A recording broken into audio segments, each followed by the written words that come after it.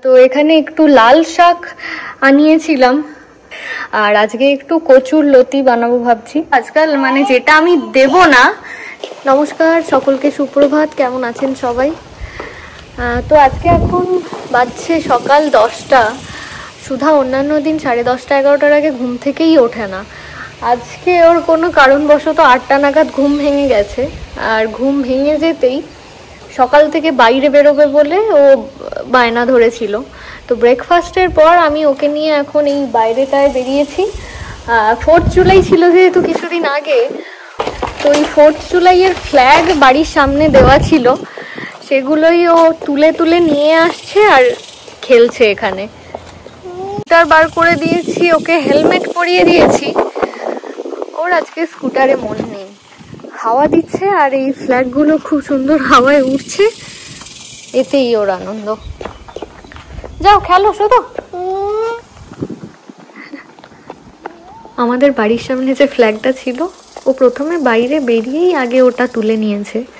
তুলে খানিকক্ষণ খেলাধুলো করার পর যখন দেখেছে যে পাশের বাড়িতেও একটা সেম ফ্ল্যাগ রয়েছে, তাই আমাদের বাড়ির সামনের ফ্ল্যাগটা গ্যারেজে রেখে এসে এই পাশের বাড়ির ফ্ল্যাগ তুলতে এসেছে।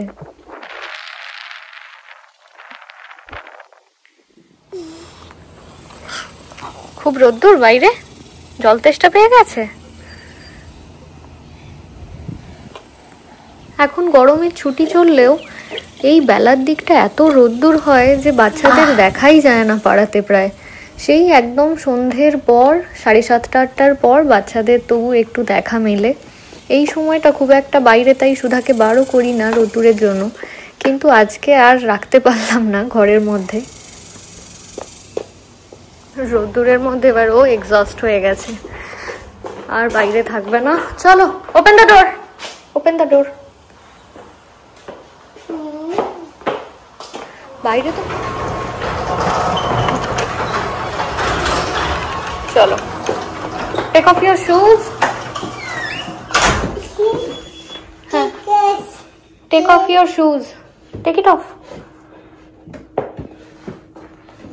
ও বাবা, তুই এই বুদ্ধি বার করেছিস। চলো এবার। ফিরে এসে এই যে সুধাকে স্নান করিয়ে দিয়েছি, আর তার সাথে আমিও অর্ধেক স্নান করে নিয়েছি। ওকে স্নান করাতে গেলে তো আমাকেও অর্ধেক স্নান করতে হয়। আর এখানে এসে মোটামুটি রান্নাটা শুরু করেছি। এখন 11:15 বেজে গেছে। তো এখানে একটু লাল শাক আনিয়েছিলাম। বেশিরভাগ তো পালং শাকই খাওয়া হয়, তো ফ্রেশ পাইনি, ফ্রোজেন নিয়ে এসেছিল। আর নর্মাল টেম্পারেচারে আসতে এরকম দেখতে হয়েছে, মনে হচ্ছে যেন সেদ্ধ করে রেখেছি। আর আজকে একটু কচুর লতি বানাবো ভাবছি, চিংড়ি মাছ ছাড়াই, শুধু রসুনের ফোড়ন দিয়ে, রসুন, কালো জিরে, কাঁচা লঙ্কা দিয়ে আর কি। তো এখানে মোটামুটি অ্যারেঞ্জ করে নিয়েছি। ভাত বসিয়েছি আর সুধার জন্য একটা ডিম সেদ্ধ করব। কি করছো তুমি? সুধা নিজের ইচ্ছে মতো প্যান্ট্রিতে ঢুকছে আর নিজের ইচ্ছে মতো জিনিসপত্র বার করছে। এই যে কি করছো? পিকাবু, কি চাই প্যান্ট্রি থেকে? কি চাই তোমার? You want resin? You want resin? আচ্ছা চলো, তোমায় রেজিন দিই। আজকাল মানে যেটা আমি দেব না সেটা পাওয়ার জন্য এর উপরে উঠে ওর নিজের ইচ্ছে মতো জিনিস পেড়ে নিচ্ছে আজকাল। খুব স্মার্ট হয়ে গেছে। এই নাও রেজিন। কোনটা লাগবে নিয়ে নাও। কতটা? একটুখানি, পুরো কন্টেনারটা না। দাঁড়াও, আমি তোমায় একটু জায়গা দিচ্ছি, নিয়ে নাও। এ নাও, এর মধ্যে ঢেলে নাও, নিয়ে নাও। ও পুরো কন্টেনার ঢেলে নেবে মনে হচ্ছে।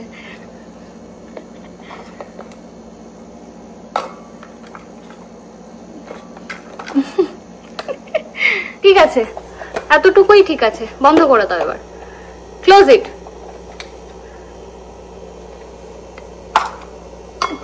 ঠিক আছে, আর না, এইটুকুই ঠিক আছে। শুধু আবার পরের বার খাবে।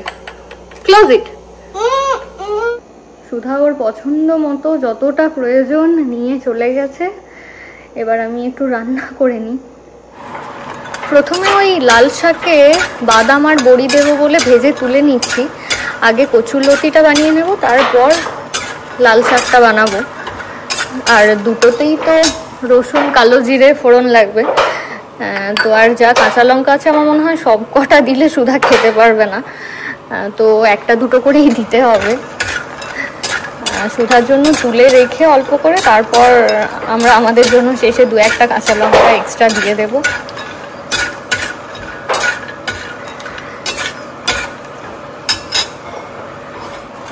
এই বড়িগুলো মা বাবি যখন দেশ থেকে এসেছিল তখন নিয়ে এসেছিল। 1 বছর হয়ে গেল, গত বছর আগস্টে এসেছিল, এখন জুলাই চলছে, পুরো 1 বছর হতে চললো। এখনো রয়েছে, এখনো প্রায় আমাদের বোধহয় 1 বছর চলে যাবে। এখানে আমাদের বড়ি প্রায় কিনতেই হয় না, বাড়িতেই যতবার যাওয়া হয় বা মা বাপি এলে নিয়ে চলে আসে। বড়ি আমাদের এখান থেকে দোকানের বড়ি কিনে প্রায় খেতেই হয় না।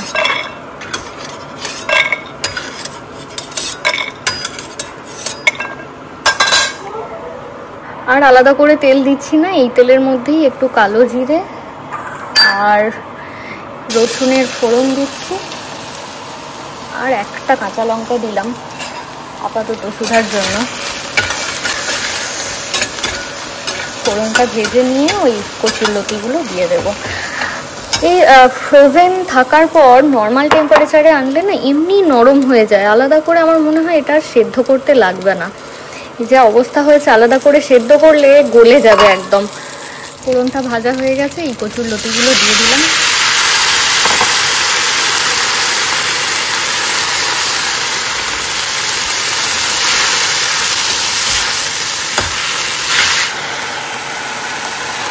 এবার এর মধ্যে নুন আর হলুদ দিয়ে কিছুক্ষণ সেদ্ধ করতে দেব।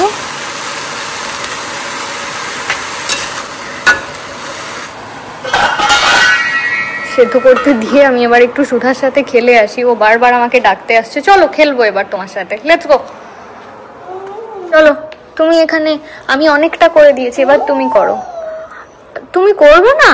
আমি তো হেল্প করছি তোমাকে। আচ্ছা দাও, get me more more, I want more, yes I want মোর। দাও, আরেকটু দাও। ওর সাথে আমার রোজকার এই একই খেলা, অন্য কোনো কিছু ও খেলবে না, শুধু এটাই খেলবে ও। বেবি কার ব্রুম ব্রুম? আচ্ছা ঠিক আছে, বেবি কার ব্রুম ব্রুম দাও। আচ্ছা ঠিক আছে, বেবি কার ব্রুম ব্রুম।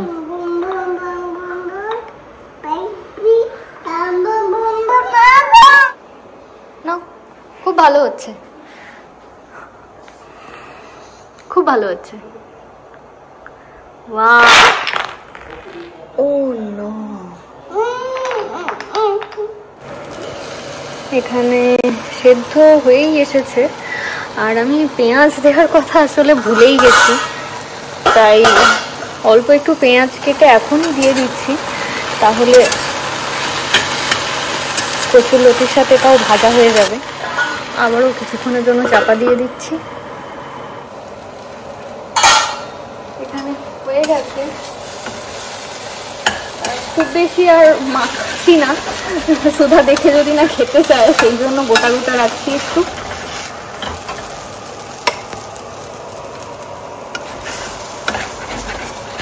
একটু জড়িয়ে গেছে নিচের দিকটা।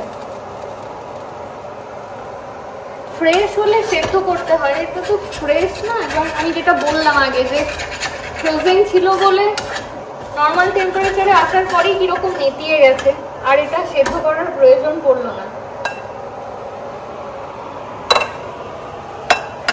ফার্স্ট এভার কচুরলতি। আমাদের বাড়িতেও কোনোদিন কচুরলতি রান্না হতে দেখিনি, আর এখানেও আমি কখনো করিনি, তো এটাই প্রথমবার বানালাম এখানে। এই লাল শাকটাও আমি শুরু করে দিলাম। এখন 1টা প্রায় বাজছে, আর সুধার খিদেও পেয়ে গেছে মনে হয়, এদিক ওদিক ঘোরাঘুরি করছে। আজকে খুব সকালেও ব্রেকফাস্ট করেছে।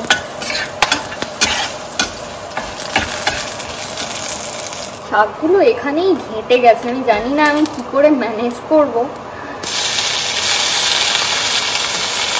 শাকগুলো মনে হচ্ছে আমার অলরেডি রান্না করা।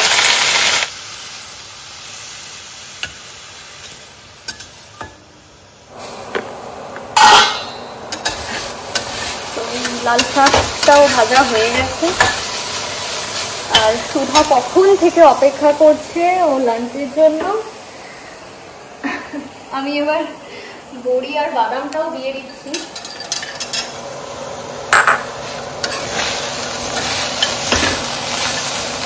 আমার আজকের লাঞ্চ রেডি হয়ে গেছে। এবার সুধাকে খাওয়াতে বসালেই হয়।